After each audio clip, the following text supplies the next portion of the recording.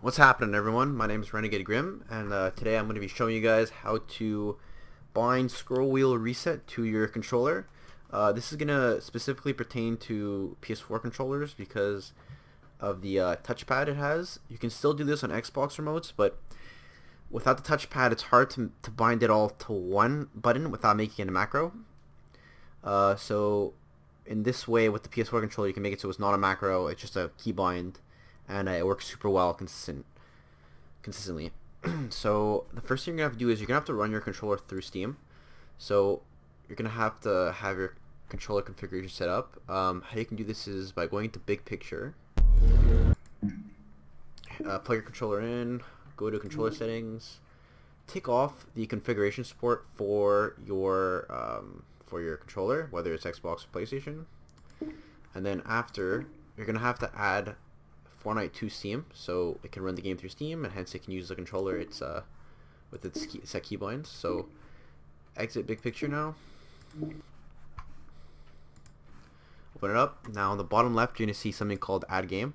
So you're going to want to add a non-Steam game. So what you're going to add is not the Fortnite launcher. It's not Fortnite Client 164 or anything like that to bypass like the glitch. Basically, like, there's a little glitch that happens where it won't always open every time consistently. So to avoid that, what you want to do is open Epic Games Launcher.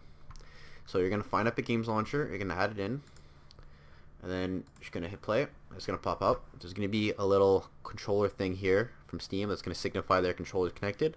That's how you know it's running through Steam and not just normally. So that's really important that you see that. So now let's go back into Big Picture. So now go to Library, go to your games, and you should see the shortcut come up that you just made.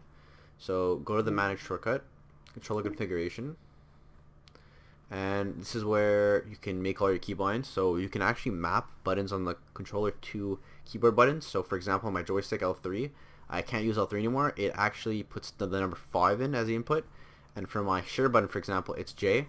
My J is ping and my 5 is my shotgun, so I can pull my shotgun immediately. I don't have to like cycle through or put my shotgun on my first slot.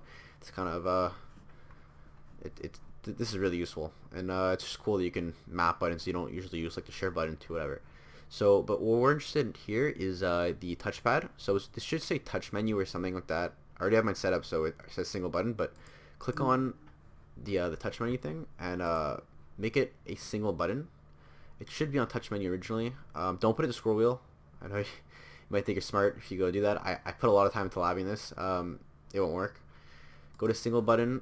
Don't use mode shifting. Don't use anything complicated. So this is kind of like a little trick here. You can bind something to the trackpad touch and the trackpad click, different things. So when you go to press it, you can have two inputs, like one right after the other, like super fast. So put them both to scroll down. Just click it, scroll down.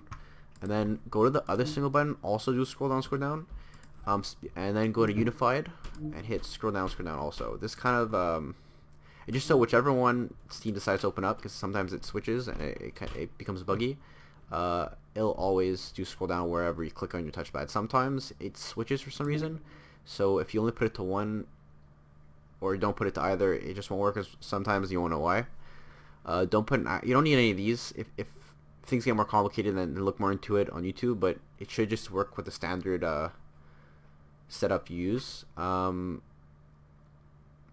unless you've already filled with controllers before and have already set action sets and layers, you might have to go more into that, but I'm not going to go into in this quick video. So now that you have all that done, go back to your Epic Games Launcher, launch it from Steam. Launch Fortnite, it's going to launch, and when you open up Fortnite, it's also going to say on the bottom right corner the controller thing. So now, plug in my controller, should work, yeah, it's working. I'm going to go to creative, just a quick show. So what you're going to have to do also is you're going to have to go to your options and set up scroll wheel reset for your mouse in the keyboard settings. So you just have to put build reset, and I'm going to go through it actually when we get in, so it's more visual.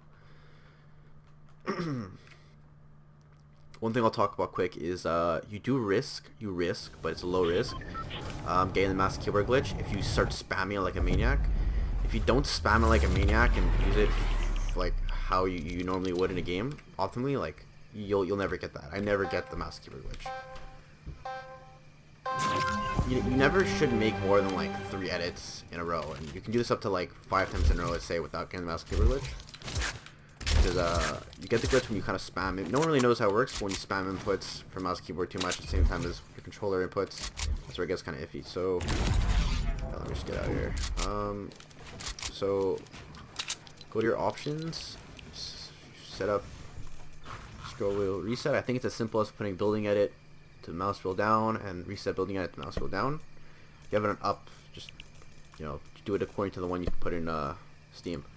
So now when you make an edit and you click your touchpad, it should scroll wheel reset it, which is really awesome. Sometimes if you don't click it fast enough, or you do a weird angle or something, you might get stuck in like just a touch, which is the edit. So you gotta press it down fully. I like pressing my left thumb, so I don't actually leave my analog stick, because I can keep my my left thumb on my analog stick as I press the touchpad. It's really nice. So let me show you. So basically, you can click it a lot, and you won't get the glitch. It's very hard to get the glitch. You would have to click it. You have to really spam it. Anything else I want to say? No, I think that's it. If you have any questions, let me know in the comments. Preferably post in the Reddit thread that I'm going to be making. If you're on YouTube, you can comment there. I won't see it unless I go to check, but I'll try to answer within the first few days. If someone does decide to recreate this video and use my method, I put a lot of time to try to figure out how this works, so I'd like credit for it, but I know it's just life if it doesn't work out. Alright, so yeah, thanks for watching. Hope this helps someone. Let me know in the comments if it did help. And again, if you have any issues. Perfect. Bye.